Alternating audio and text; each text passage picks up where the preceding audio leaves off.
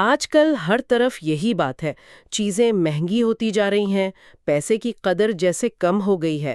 تو آج ہم اسی مہنگائی کے مسئلے پر بات کر رہے ہیں، خاص طور پر جنوبی ایشیا اور پاکستان کے حوالے سے۔ ہمارے پاس کچھ معاشی رپورٹس ہیں، کچھ تحقیقاتی مقالے بھی ہیں۔ مقصد یہ سمجھنا ہے کہ آخر یہ قیمتیں اتنی بڑھ کیوں رہی ہیں اور اس کا ہم سب پر کیا اثر ہو رہا ہے۔ جی بالکل، دیکھیں، مہنگائی کا بنیادی مطلب تو یہی ہے کہ وقت کے ساتھ چیزوں اور سروسز کی اوسط قیمتیں بڑھتی جائیں۔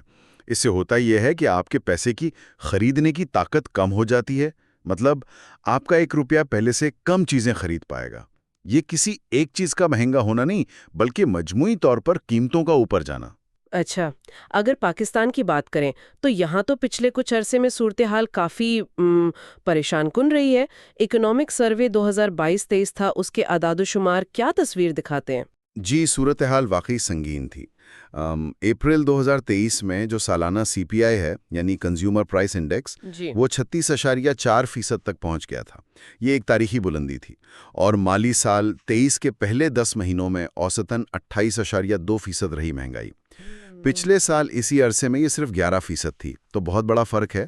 اور یہ بھی دیکھیں کہ نومبر 2021 سے لے کر یہ مسلسل 18واں مہینہ تھا جب مہنگائی ڈبل ڈیجٹ میں تھی۔ 36%، یہ تو واقعی بہت زیادہ ہے۔ اچھا، تو اس کی بنیادی وجوہات کیا تھیں؟ کیا صرف عالمی مسائل تھے یا ہمارے اپنے حالات نے بھی کردار ادا کیا؟ اصل میں یہ ملا جلا اثر تھا۔ عالمی سطح پر دیکھیں تو روس یوکرین جنگ، سپلائی چین میں رکاوٹیں، ان کا اثر تو تھا ہی، لیکن پاکستان کے اپنے مسائل بھی تھے۔ جیسے ہم خوراک اور خاص طور پر تیل یہ بہت زیادہ درآمد کرتے ہیں۔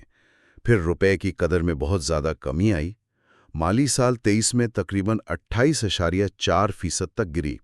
ڈالر خود بھی عالمی سطح پر مضبوط ہو رہا تھا، اور سب سے بڑھ کر وہ جو تباہ کن سیلاب آئے تھے، انہوں نے زراعت کو بہت نقصان پہنچایا۔ تو ضروری چیزوں کی قلت ہو گئی اور قیمتیں بڑھ گئیں۔ اوہ، تو ان سب چیزوں کا ظاہر ہے عام آدمی پر بہت بوجھ پڑا ہوگا۔ وہ 5F بحران کا بھی ذکر تھا سروے میں، وہ کیا ہے؟ ان پانچوں چیزوں کا ایک ساتھ بحران تھا۔ اس سے جو کم آمدنی والے لوگ ہیں، ان کی خریدنے کی طاقت بری طرح متاثر ہوئی۔ خاص طور پر کھانے پینے کی چیزوں کی مہنگائی تو بہت ہی زیادہ تھی۔ اپریل 2023 میں دیہات میں 52.2% تک پہنچ گئی تھی۔ مثال کے طور پر آٹے کی قیمت اوسطاً 106% سے زیادہ بڑھی، چاول 88%، چکن 43% مہنگا ہوا۔ اللہ رحم کرے۔ اچھا، پاکستان کے ان مسائل کے ساتھ ساتھ اگر ہم جنوبی ایشیا کو دیکھیں تو وہاں پیداوار اور سپلائی، یعنی سپلائی سائڈ کے کون سے فیکٹرز ہیں جو مہنگائی پر اثر ڈال رہے ہیں؟ ایک حالیہ تحقیق اس بارے میں کیا کہتی ہے؟ جی، ایک تحقیق ہے ریسرچ ان گلوبلائزیشن میں، وہ بتاتی ہے کہ جنوبی ایشیا میں 3 اہم سپلائی سائڈ فیکٹرز ہیں۔ پہلا تو ہے تیل کی قیمتیں۔ ظاہر ہے، تیل مہنگا ہوگا تو ہر چیز مہنگی ہوگی، خاص طور پر پاکستان جیسے ملک کے لیے جو تیل امپورٹ کرتا ہے۔ اسے کہتے ہیں کاسٹ پش مہنگائی۔ دوسرا ہے ٹیکنالوجی میں جدت، یعنی ٹیکنالوجیکل انوویشن۔ اگر ٹیکنالوجی بہتر ہو تو پیداواری لاگت کم ہو سکتی ہے، کارکردگی بڑھ سکتی ہے، جس سے مہنگائی کم کرنے میں مدد مل سکتی ہے۔ اور تیسرا اہم فیکٹر ہے لیبر مارکیٹ، یعنی روزگار کی صورتحال۔ جب نوکریاں زیادہ ہوں، مزدوروں کی مانگ بڑھے تو وہ زیادہ تنخواہ مانگتے ہیں۔ اس سے تھوڑے عرصے میں ڈیمانڈ پل مہنگائی ہوتی ہے، اور لمبے عرصے میں کاسٹ پش بھی، کیونکہ کمپنیوں کی لاگت بڑھ جاتی ہے۔ یہ تو بہت اہم نکات ہیں پاکستان کے لیے، جہاں امپورٹ بل اور پیداواری لاگت ویسے ہی بڑے مسئلے ہیں۔ اچھا، ایک اور دلچسپ پہلو ہے مہنگائی اور معاشی ترقی کا تعلق۔ کیا مہنگائی ہمیشہ ہی معیشت کے لیے بری ہوتی ہے؟ ایک اور تحقیق ہے ایشیا پیسیفک ڈیولپمنٹ جرنل میں، وہ اس بارے میں کیا بتاتی ہے؟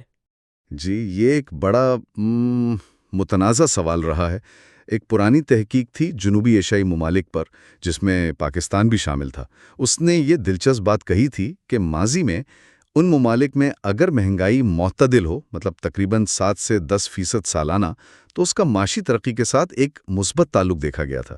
یعنی شاید تھوڑی بہت مہنگائی معیشت کے لیے اچھی ہو، لیکن 7-10% کہاں اور آج کی 30% سے اوپر کی شرح کہاں؟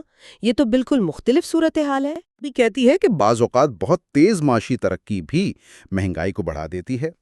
تو پالیسی بنانے والوں کے لیے یہ ایک بہت نازک توازن ہوتا ہے، جسے نائف ایج کہتے ہیں۔ ایسی ترقی کی رفتار ڈھونڈنی ہوتی ہے جو مہنگائی کو بھی قابو میں رکھے۔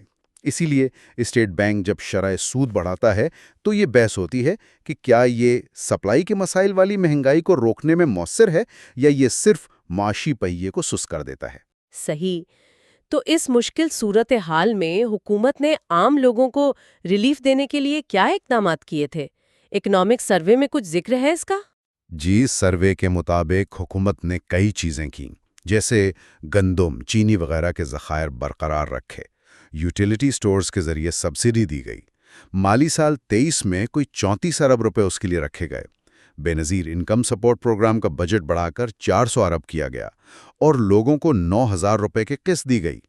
قیمتوں کی نگرانی کے لیے کمیٹیاں کام کرتی رہیں، سستے بازار لگائے گئے اور سیلاب سے متاثرہ کسانوں کے لیے کسان پیکج بھی تھا۔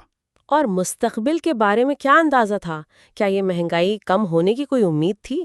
سرکاری اندازہ تو یہی تھا کہ مالی سال 23 میں مہنگائی 28.5 سے 29% کے درمیان رہے گی، اور امید یہ تھی کہ اگر عالمی قیمتیں کچھ مستحکم ہوں، ملک میں فصلیں اچھی ہوں، سیاسی استحکام آئے اور روپے کی قدر بھی سنبھل جائے تو درمیانی مدت میں مہنگائی آہستہ آہستہ کم ہو سکتی ہے۔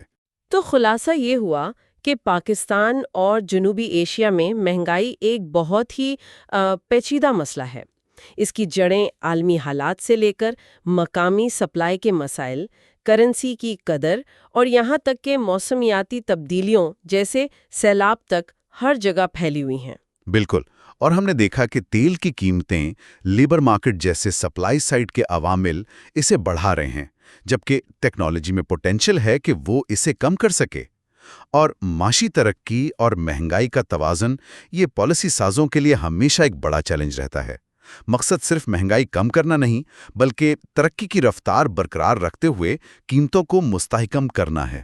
آج کی ساری گفتگو سے میرے ذہن میں ایک سوال آ رہا ہے کہ کیا ٹیکنالوجی جو پیداواری لاگت کم کر سکتی ہے، کیا وہ واقعی ان گہرے عالمی اور مقامی مسائل کا کوئی پائیدار حل دے سکتی ہے جو پاکستان جیسی معیشتوں میں مہنگائی کا یہ طوفان لاتے ہیں؟